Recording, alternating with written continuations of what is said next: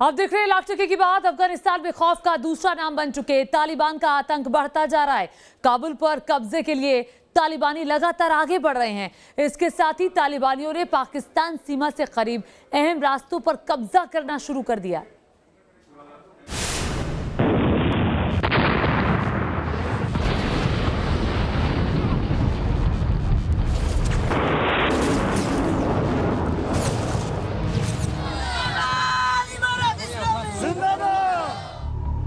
एक तरफ पाकिस्तानी झंडा, दूसरी तरफ तालिबान का परचम। अफगानिस्तान पर किस तरह तालिबान का शिकंजा कसता जा रहा है, ये तस्वीरें इसकी नजीर पेश कर रही हैं। तस्वीरें दक्षिणी कंधार के डूरंड लाइन पर मौजूद स्पिन बोल्डक चमन जिले की हैं, जहां तालिबान लड़ाकों ने लोकल बिजनेस रूट और बाजारों पर कब्जा कर लिया है। अफगानी फ्लैग को हटा तालिबान का परचम लहरा दिया है। काबुल फतह को तय मानकर तालिबानी लड़ाके जोश में हैं। लिहाजा उन्होंने सरहद से सटी उन चौकियों पर कब्जा करना शुरू कर दिया है जो बिजनेस रूट के तौर पर मशहूर हैं। इन रास्तों से रोजाना सैकड़ों ट्रक गुजरते हैं। लाखों करोड़ों की चुंगी और टैक्स वसूला जाता है। तालिबान के स्पिन बोल्डक पर कब्जा करने के बाद पाकिस्तान ने इस इलाके से गुजरने वाली अपनी सड़क बंद कर दी है। तालिबान के प्रवक्ता कारी यूसुफ अहमदी के मुताबिक व्यापारियों और स्थानीय लोगों को भरोसा रखना चाहिए। तालिबान पाकिस्तानी पक्ष के साथ समझौते के बाद ट्रैफिक और सामानों की आवाजाही सामान्य हो जाएगी। पूर्वी अफगानिस्तान के तोरखम के बाद स्पिन बोल्डक चमन रूट पाकिस्तान और अफगानिस्तान के बीच व्यापार और परिवहन के लिहाज से सबसे अहम रूट में से एक रहा है और सीमा पर मौजूद इस इलाके के बाजारों के आसपास दोनों ओर हजारों लोगों के घर भी हैं। अफगान सरकार के आधिकारिक डेटा के मुताबिक हर रोज इस बॉर्डर चौकी से पाकिस्तान और अफगानिस्तान के बीच 900 ट्रक गुजरते हैं जो ईरान समेत मध्य एशिया के अन्य देशों तक जाते हैं। तालिबान लगातार सीमा पर मौजूद अफगान चौकियों को अपने कब्जे में ले रहा है ताकि वो अपनी जेबें भर सके और अफगान सरकार को कमजोर कर सके। T news nation. अफगानिस्तान में अफगानी सेना और तालिबान के बीच लगातार संघर्ष हो रहा है। अफगानी सेना तालिबान के खिलाफ एयर पावर का भी इस्तेमाल कर रही है। अफगानिस्तान के उत्तरी ताखर प्रांत में हवाई हमलों में 7 तालिबान लड़ाके मारे गए। अफगानी रक्षा मंत्रालय की तरफ से इस संबंध में एक वीडियो भी जारी किया गया है और ये वीडियो आपके सामने।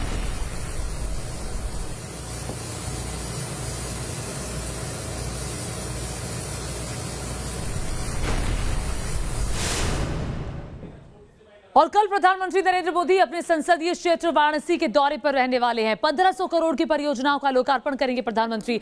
आखिर प्रधानमंत्री का ये दौरा 2022 यानी कि अगले साल होने वाले चुनावों से पहले इतना अहम क्यों है, आइए दिखाते हैं आपको एक रिपोर्ट।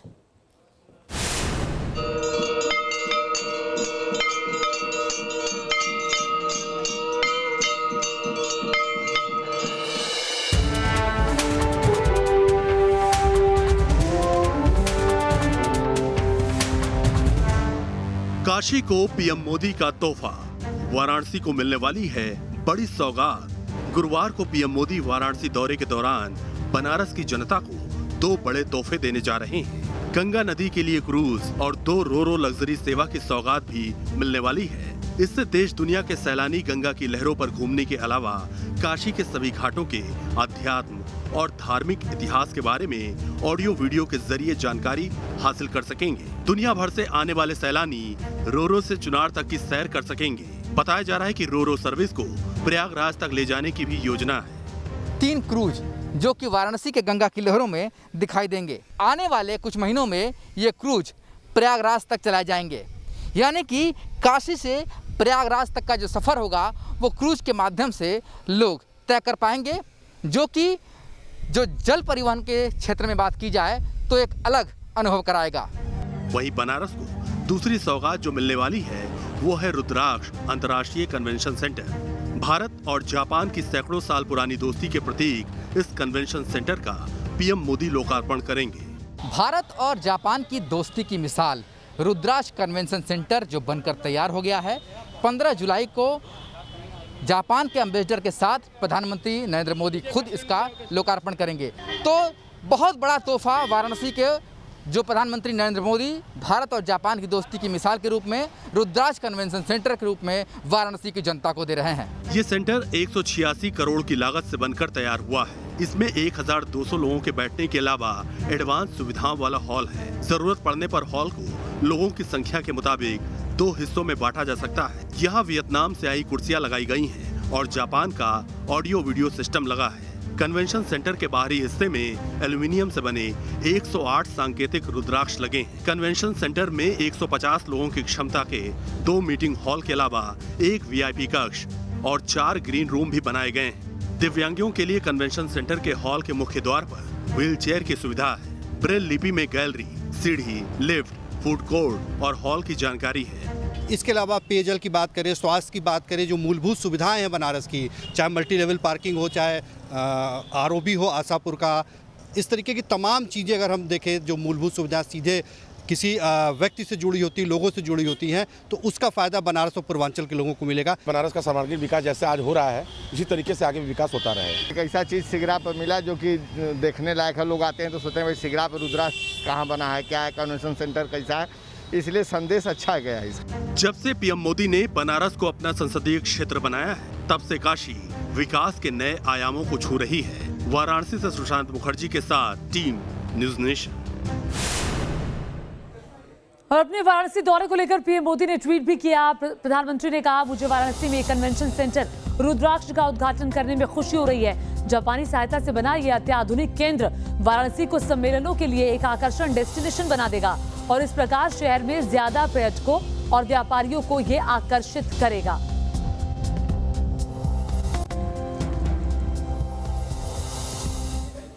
और अब बात कोरोना की तीसरी लहर का खतरा मंडरा रहा है।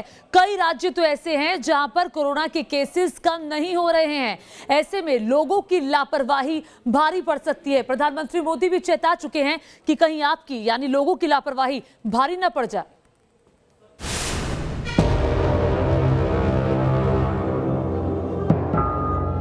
चेहरे पर मास्क नहीं है, सोशल डिस्टेंसिंग तो भूल ही जाइए। देश पर कोरोना की तीसरी लहर का खतरा मंडरा रहा है, लेकिन लोगों को इससे क्या, इन्हें तो अपनी लापरवाही नहीं छोड़नी है। पिकनिक स्पॉट या फिर हिल स्टेशन, बाजार हो या फिर पब्लिक प्लेस, हर जगह लोगों की लापरवाही की ऐसी ही तस्वीरें हर दिन सामने आ रही हैं। कोरोना संकट के बावजूद लोगों की मौज मस्ती कम नहीं हो रही है। ये तस्वीरें MP के जबलपुर के मशहूर भेड़ाघाट की हैं। यहाँ देख सकते हैं कि नर्मदा नदी की गिरती धारा को देखने के लिए भीड़ उमड़ी हुई है। किसी ने भी मास्क नहीं पहना हुआ है और लोग एक दूसरे से सटकर बैठे हुए हैं। हैरानी की बात तो ये है कि मास्क नहीं लगाने पर सवाल करो तो अजब गजब दलील देते हुए लोग नजर आते हैं। वैसे भी आपने मास्क नहीं लगाया है क्या? कोविड वैक्सीनेटेड हूँ मैं, फुली वैक्सीनेटेड हूँ। अगर वैक्सीनेट हो चुके हैं? हाँ, दोनों डोज लग गया। अगर वैक्सीन लग चुकी है तो इसका मतलब कोरोना खत्म हो चुका है क्या? नहीं, खत्म तो नहीं हुआ है, कोविड तो है, अभी थर्ड वेव आना बाकी है। इसके बाद भी आपने मास्क नहीं लगाया? हाँ। क्या है क्या? नहीं। अभी है कोरोना? हाँ। तो लापरवाही नहीं है कि मास्क नहीं लगाया आप लोगों ने? लगाना चाहिए। मास्क लगाया क्या? कोविड खत्म हो गया है क्या? नहीं, कोविड नहीं, मैं तो रखी हूँ, अभी निकाला मैंने। कानपुर में भी सब्जी मंडी में कोरोना गाइडलाइंस की सरेआम धज्जियां उड़ती नजर आईं। लोग ना तो मास्क लगा रहे हैं, ना ही सोशल डिस्टेंसिंग का पालन कर रहे हैं। उधर देश की राजधानी दिल्ली में भले ही कोरोना काबू में है, लेकिन लोगों का लापरवाह रवैया देखकर डर लग रहा है। मार्केट में इतनी भीड़ उमड़ रही है कि पांव रखने तक की जगह नहीं मिलेगी। ऐसे में प्रशासन ने सुल्तानपुरी मार्केट को बंद कर दिया। लोगों की इस भीड़ से प्रधानमंत्री मोदी भी चिंतित हैं, क्योंकि लॉकडाउन में छूट मिलने के बाद लोग इतने लापरवाह हो गए कि शिमला, मनाली से लेकर मसूरी तक भीड़ बढ़ गई। ऐसे में लोगों से अपील है कि कोरोना की तीसरी लहर को रोकना है तो लापरवाही छोड़नी होगी। Team news nation. और देखिए, तीसरी लहर के खतरे के बीच एक और मुसीबत देश में सामने आ गई है, कप्पा वेरिएंट की। यूपी में पहले कप्पा वेरिएंट के मामले सामने आए, अब राजस्थान से भी कप्पा वेरिएंट के कई मामले सामने आ रहे हैं।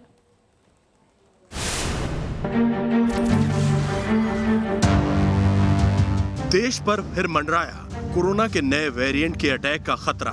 देश के 2 राज्यों में कप्पा वेरिएंट की हुई तस्दीक, पहले उत्तर प्रदेश और अब राजस्थान।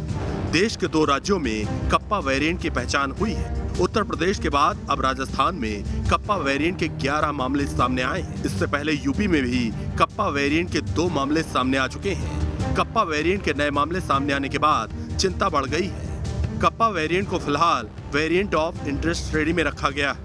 ये माइल्ड है, जानलेवा नहीं है, और लक्षण तो इसमें भी वही आते हैं, उल्टी होना, खांसी होना, बुखार होना। तो ये जो लक्षण कोविड के हैं वही इसी में आते हैं, लेकिन जिस तरह से डेल्टा और डेल्टा प्लस डेंजरस है, ये उतना डेंजरस नहीं है, एसिम्प्टोमेटिक होता है। इसमें लक्षण कभी नजर आते हैं, कभी नजर नहीं भी आते हैं। डेल्टा की तरह कप्पा भी कोरोना वायरस के डबल म्यूटेंट मतलब 2 बदलावों से सामने आया है।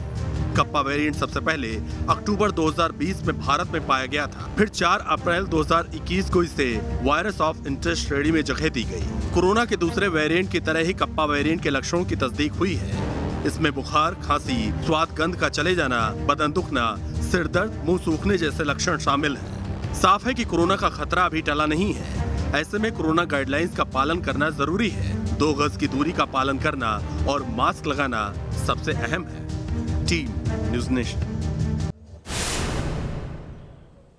1 मिनट से भी कम वक्त में कोरोना संक्रमण की जांच। जी हाँ, बिल्कुल ठीक सुन रहे हैं। 1 मिनट से भी कम वक्त में, वो भी 90% एक्यूरेसी के साथ। कैसे, देखिए रिपोर्ट।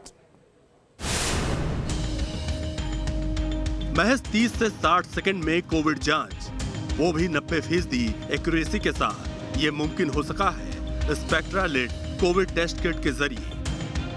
जी हाँ, आज हम बात करेंगे एक ऐसी तकनीक की जो कि आपको बताएगी सिर्फ और सिर्फ 60 सेकंड में टेस्ट रिजल्ट की आप पॉजिटिव हैं या फिर निगेटिव हैं, और इसकी एक्यूरेसी रेट जो है वो 90% तक है।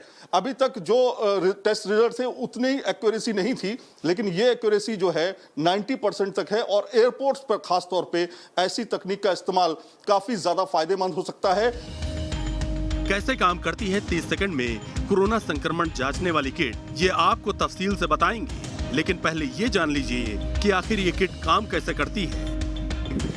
इस तकनीक का नाम है Spectralit. Spectralit is based on the principle photo spectrometry. हर एक जो जंतु होता है, हर एक जो वायरस होता है, जो वायरस के कण होते हैं, उनकी एक यूनिक स्पेक्ट्रल सिग्नेचर होती है। आर्टिफिशियली इंटेलिजेंट एल्गोरिदम के द्वारा हम उस सिग्नेचर को ट्रेस कर सकते हैं और चंद सेकंडों में आपको रिजल्ट बता सकते हैं कि वेदर आपको कोरोना पॉजिटिव है या कोरोना नेगेटिव है। गार्गल सिस्टम के तहत कोविड टेस्ट अंजाम देने वाली इस किट की जांच खुद न्यूज़ नेशन की टीम ने की। ये सबसे पहले मुझे इसे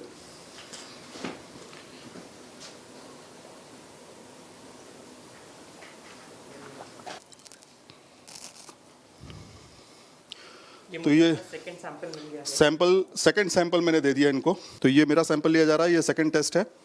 प्रोसेस बहुत ही इजी है, लेकिन आपने गार्गल किया, गार्गल करके आप जो है अपना टेस्ट करवा सकते हैं। देखिए ये क्या रिजल्ट निकलने वाला है, इसमें क्या रिजल्ट निकलने वाला है। Aamir, AAMIR, result negative. देखिए इस टेस्ट की कीमत अभी तय नहीं है, लेकिन माना जा रहा है RT-PCR टेस्ट से कम कीमत यानी 500 से 1000 रुपए के बीच स्पेक्ट्रालिट कोविड-19 टेस्ट किट की कीमत रखी जा सकती है। अभी इस टेस्ट किट को पायलट प्रोजेक्ट के तहत 12 लोकेशन पर लगाया जाएगा। ICMR, हेल्थ मिनिस्ट्री, एविएशन मंत्रालय और एयरपोर्ट्स पर आजमाने के बाद इसे ग्रामीण इलाकों में इंस्टॉल किया जाएगा। इस तकनीक का इस्तेमाल अभी इजराइल में किया जा रहा है। ये आवेदन जिसको अभी आपने देखा, जिस तकनीक को, ये मूल रूप से इजराइल की है और इस तकनीक का इस्तेमाल इजराइल ने बहुत अच्छे से किया है। आज इजराइल कोविड फ्री है, मास्क फ्री है। वहाँ अगर अभी भी कंडक्ट्स होते हैं, ये टेस्ट किए जाते हैं, वो प्रिवेंशन के तौर पे और ट्रेसेबिलिटी के लिए किए जाते हैं। बट इजराइल पहली लीडिंग कंट्री है जिसने अपने आप को कोविड फ्री किया है। तो कुल मिलाकर के खतरा है, अभी ऐसा नहीं है कि खतरा नहीं है, खतरा है। प्रधानमंत्री नरेंद्र मोदी ने भी इस खतरे को के बारे में बोला है और ये बात साफ तौर पे कहा है कि अभी खतरा टला नहीं है। इसलिए थर्ड वेव से बचना है तो हमें इस तरह की तकनीक का इस्तेमाल करना होगा, क्योंकि टेस्ट हमारे लिए बहुत ज़रूरी है और टेस्ट के माध्यम से ही हम पता लगा सकते हैं कौन संक्रमित है, कौन संक्रमित नहीं है। और ज़्यादातर एयरपोर्ट से जो मूवमेंट होता है उसमें इसकी ज़्यादा महत्ता है। वीडियो जर्नलिस्ट अभिजीत के साथ सैयद आमिर हुसैन, न्यूज़ नेशन, दिल्ली। एक तरफ कोरोना की तीसरी लहर का खतरा बढ़ता जा रहा है तो वहीं दूसरी तरफ देश के कई हिस्सों में वैक्सीन की कमी देखी जा रही है। पटना में कई दिनों से वैक्सीनेशन की रफ्तार बंद थी, जिसकी वजह थी वैक्सीन की कमी। वैक्सीन तो आई, लेकिन वैक्सीनेशन के लिए ऐसी भीड़ उमड़ी कि कोविड प्रोटोकॉल के सारे नियम टूट गए।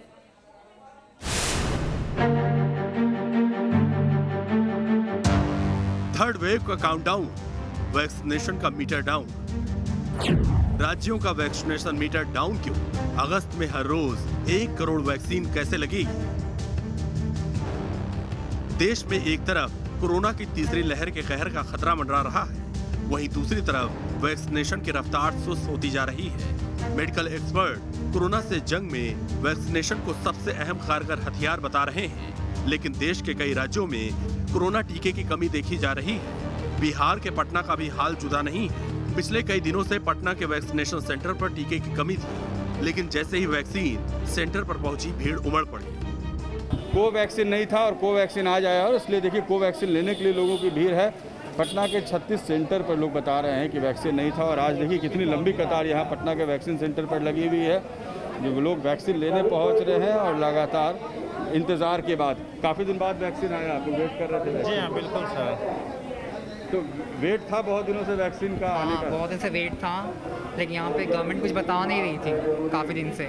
कोवैक्सीन नहीं था, 10 दिनों के बाद कोवैक्सीन आया है। जो वैक्सीन सेंटर के इंचार्ज है वो बता रहे हैं, यानी वैक्सीन की अनुपलब्धता होती है तो लोग थोड़ा परेशान हो जाते हैं, लेकिन वैक्सीन आते ही लोगों को वैक्सीन मिलना शुरू हो जाता है। सिर्फ बिहार ही नहीं, बल्कि मध्य प्रदेश में भी कोरोना वैक्सीनेशन की रफ्तार सुस्त होती जा रही है। शिवराज सरकार वैक्सीनेशन में तेजी को लेकर कितने ही बड़े दावे करे, लेकिन ग्राउंड जीरो पर वैक्सीन की किल्लत सामने नजर आ रही है। कई जगहों से लोग वैक्सीन न होने की वजह से लौट रहे हैं। मध्य प्रदेश में वैक्सीनेशन को लेकर काफ़ी किल्लत हो रही है, परेशानी सामने आ रही है, और ये वैक्सीनेशन सेंटर आप राजधानी भोपाल का सरस्वती शिशु मंदिर देख रहे हैं। कुछ लोग हैं जो वैक्सीन लगवाने पहुंचे हैं, उनसे बातचीत करते हैं। दिन हो गए करीब सिम्टम आते वैक्सीन ही नहीं है, तो क्या करें? एक हफ्ते से परेशान, अब देखते हैं क्या होता है। देखिए, इस तरह से लोग जो हैं वो परेशान हो रहे हैं। और मध्य प्रदेश के अगर आप 5-6 दिनों का आंकड़ा देखेंगे तो कल महज 3,700 लोगों को वैक्सीन लगा। उससे एक दिन पहले का आंकड़ा देखेंगे तो महज 37,000 लोगों को वैक्सीन लगा। और दूसरे राज्यों से अगर आप तुलना करते हैं तो दूसरे राज्य एक दिन में 2 से 2.5 लाख वैक्सीन जो है लगवा रहे हैं।